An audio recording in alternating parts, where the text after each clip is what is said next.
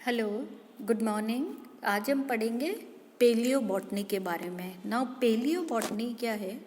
Paleo botany actually में it is study of fossil plants. जो जीवाश्म पादप है उनके अध्ययन को पेलियो बॉटनी कहते हैं। नाउ कई पादप हम जानते हैं कि हमारी जो अर्थ की एज है वो हज़ारों अरबों वर्ष पुरानी हमारी अर्थ है, और इस पर पुराने ज़माने में कई प्लांट्स आए थे और वो अब आज की तारीख में वो एक्सटिंक्ट है। हम उनके बारे में सिर्फ पढ़ते ही हैं, बाकी आज की तारीख में वो प्लांट्स हमें नहीं मिलते हैं। तो वो प्लांट्स, उनकी क्या संरचना थी, क्या किस पीरियड में वो अर्थ पर थे, अर्थ की क्या जलवायु थी, इन सब का अध्ययन जो है वो पेलियो बॉटनी के अंदर किया जाता है।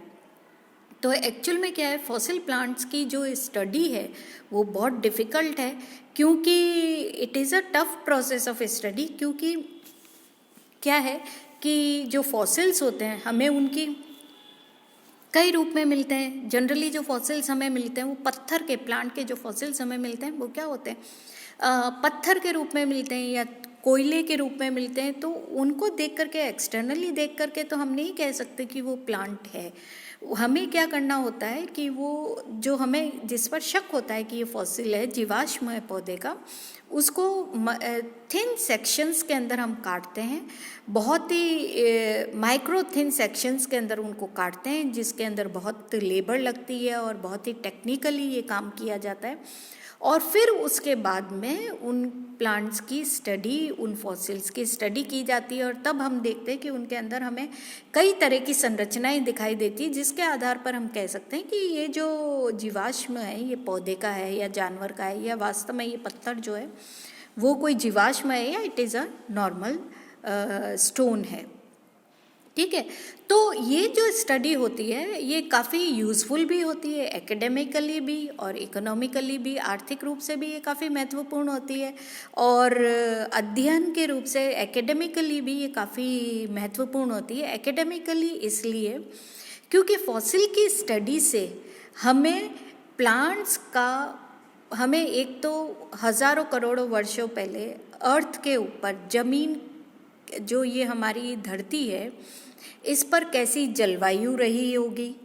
कैसी इसकी सतह रही होगी, फिर इसके ऊपर कैसे कैसे प्लांट्स रहे होंगे, इसके बारे में हमें पता चलता है।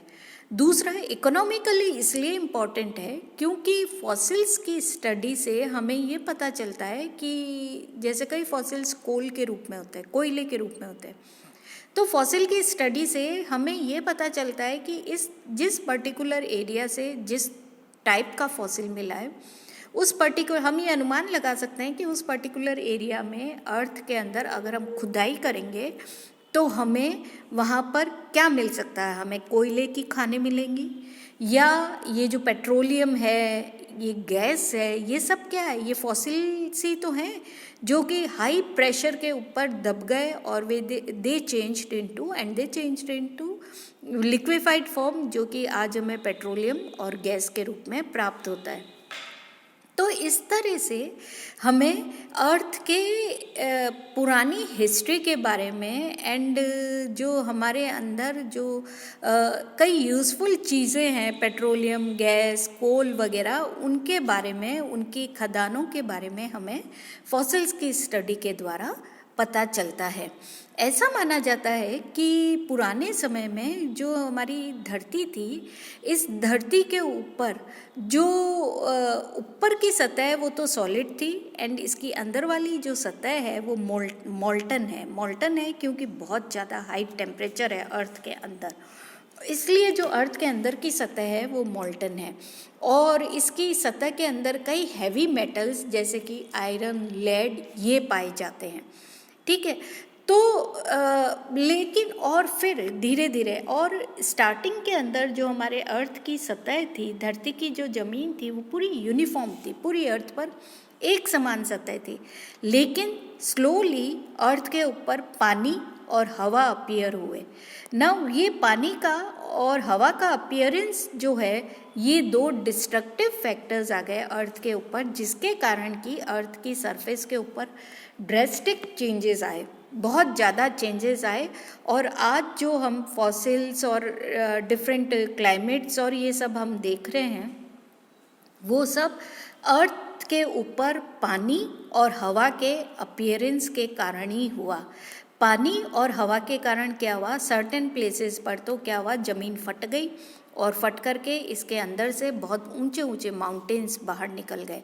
और कई जगह पर ज़मीन जो है वो धंस गई और खूब गहरे गहरे खड्डे बन गए जो कि आज की तारीख में समुद्रों और बड़े बड़े ओशियंस बने हुए हैं। ठीक है, फिर कहीं जगह पर ड्यू टू हैवी रेन्स या एयर के कारण रॉक्स विदर हो गई, रॉक्स चट्टानें टूट फूट गई। कई जगह क्योंकि कहते हैं कि धरती अंदर से बहुत गर्म है तो धरती अंदर से फट गई और वोल्केनो का इरप्शन हुआ, ज्वालामुखी फटे और इरप्शंस हुआ। ज्वालामुखी के फटने से कई सारे बहुत ही खनिज पदार्थ भी अर्थ में से बाहर निकले। इस तरह से काफ़ी चेंजेस अर्थ के ऊपर आए। नाउ ये जो फॉसिल का फॉर्मेशन है एक्चुअल में ऐसा माना जाता है, नाउ ये फॉसिल्स क्यों बने, ऐसा माना जाता है कि जो ये पुराने जब अर्थ पर प्लांट्स आए और हवा और रेन हुई तो अर्थ के ऊपर प्लांट्स का अपीयरेंस हुआ। इनिशियली सारे प्लांट्स एक से थे, फिर पानी के बहाव के साथ में, रिवर्स के बहाव के साथ में क्या हुआ, जब तेज बहाव होता तो वो अपने साथ में प्लांट्स को अपने साथ में बहा कर लेकर चली जाती। तो जितने भी प्लांट्स पेड़ पौधे देखते हैं ना, पानी का जब तेज बहाव होता है तो जितने बड़े बड़े पेड़ उसके रास्ते में आते हैं सब टूट फूट कर उसके साथ में बह जाते हैं। तो वो उनके साथ में बहने से क्या हुआ, वो पानी के रिवर के साथ में फ्लो करने के कारण वो रिवर का जो बेड होता है उसके ऊपर वो प्लांट सेटल हो जाते हैं और सेटल होकर के रिवर के साथ में पानी के साथ में जो मिट्टी भी जाती है वो मिट्टी उसके ऊपर जाकर उन प्लांट्स के ऊपर गिरती जाती है, जिससे क्या होता है वो प्लांट के जो पार्ट्स होते हैं वो दबते जाते हैं एंड अल्टीमेटली इतनी ज़्यादा मिट्टी उनके ऊपर गिर जाती है कि वो पूरी तरह से क्रश हो जाते हैं और क्रश होकर के वो पूरे फॉसिल के अंदर कन्वर्ट हो जाते हैं। तो इस तरह से जनरली फॉसिल का फॉर्मेशन होता है। तो प्रिजर्वेशन जो होता है प्लांट का वो दो तरीके से होता है, इम्प्रेशन और दूसरा है टेरिफेक्शन। इम्प्रेशन जो है इसके अंदर क्या होता है कि जो फॉसिल्स जो प्लांट का मटेरियल जो रिवर के उसके धरातल पर जो प्लांट्स इकट्ठे होते हैं, प्लांट मटेरियल्स जो इकट्ठा होता है, चाहे तना हो, चाहे पत्ती हो, जड़ हो, कोई भी हो किसी भी प्लांट का,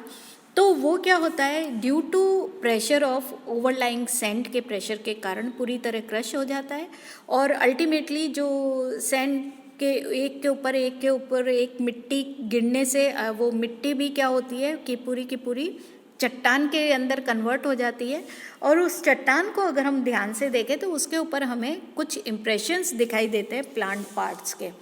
वो इम्प्रेशंस एक्चुअल में फॉसिल प्लांट्स के होते हैं और ये इम्प्रेशंस हमें काफ़ी कुछ प्लांट्स के तो बिल्कुल क्लियर दिखते हैं, जैसे कि पत्ती का पूरा इम्प्रेशन, इवन कभी कभी हमें वेन्स का स्ट्रक्चर भी आउटलाइन दिखता है। एग्जैक्ट पूरी पत्ती नहीं दिखती लेकिन उसका क्योंकि ऑर्गेनिक मैटर होता है तो सारा डीके हो जाता है और खाली वो वेन्स का वो खाली इम्प्रेशन पीछे, जैसे मिट्टी के ऊपर अगर आप अपना हाथ रखो और फिर हाथ हटा लो दबा करके तो आपके इम्प्रेशन तो नीचे पड़ ही जाता है ना मिट्टी के ऊपर,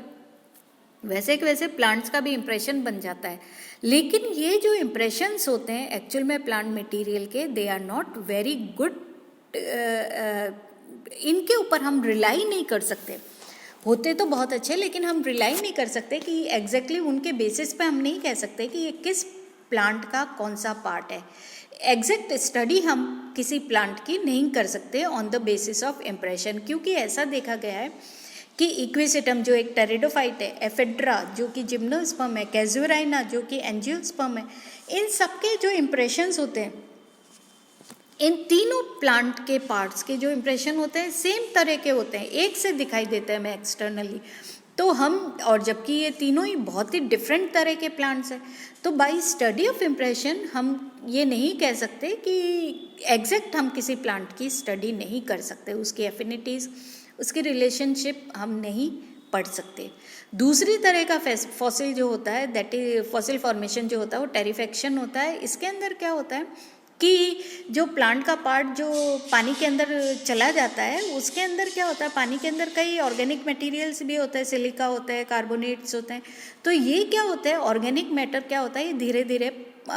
उसके अंदर प्लांट की सेल्स के अंदर इन्फिल्ट्रेट हो जाता है, अंदर घुस जाता है। और इन्फिल्ट्रेट होने के बाद में क्या होता है, धीरे धीरे स्लोली जब प्लांट कट जाएगा, फट जाएगा, तो स्लोली क्या होता है, ये जो इन्फिल्ट्रेशंस होते हैं वो एकदम उसके अंदर इकट्ठे होकर के पूरे सॉलिडिफाई हो जाते हैं। एंड अल्टीमेटली पूरा का पूरा जो स्ट्रक्चर होता है प्लांट का, it changes into a stone like, hard stone like structure. तो जो कोल जो बनता है, कोल माइंस या कोल बॉल्स जो बनती है, वो एक्चुअल में they are form by infiltration of calcium bicarbonate के इनफिल्ट्रेशन से ही बनती है। दूसरा मेथड, तीसरा मेथड एक और जो प्रिजर्वेशन का होता है वो होता है एम्बर्स। एम्बर्स के अंदर क्या होता है कि कभी कभी क्या होता है, कोई प्लांट का मटेरियल, घना जंगल है, घना जंगल के अंदर क्या होंगे, प्लांट के पोलन ग्रेन्स और कुछ स्टिग्मास या छोटे छोटे कण, सीड्स नीचे ज़मीन पे गिर जाएंगे। और फिर जो दूसरे प्लांट के जो रेजिन्स होते हैं या दूसरी या सिक्रीशंस होती है, अगर वो बाई चांस ऊपर उनके ऊपर गिरती है और गिर करके तो धीरे धीरे धीरे धीरे सॉलिडिफाई हो जाती है, तो वो क्या होएगी, सॉलिडिफाई होकर अल्टीमेटली वो भी एक स्टोन लाइक स्ट्रक्चर के अंदर कन्वर्ट हो जाती है। या धीरे धीरे हज़ारों करोड़ों वर्षों तक अगर वो प्रिजर्व्ड रहता है तो वो वाला प्रिजर्व प्लांट मटेरियल जो है वो अम्बर कहलाता है। और ये एक तरह से फॉसिल, ये भी एक तरह का फॉसिल है। और इस तरह के फॉसिल्स जो हैं वो जनरली हमें पाइन ट्रीज़ के आसपास पाए जाते हैं या दूसरे कॉनिफरस ट्रीज़ के पास में पाए जाते हैं। ठीक है, तो this is about palaeobotany, starting है अभी, फिर हम और आगे पढ़ेंगे।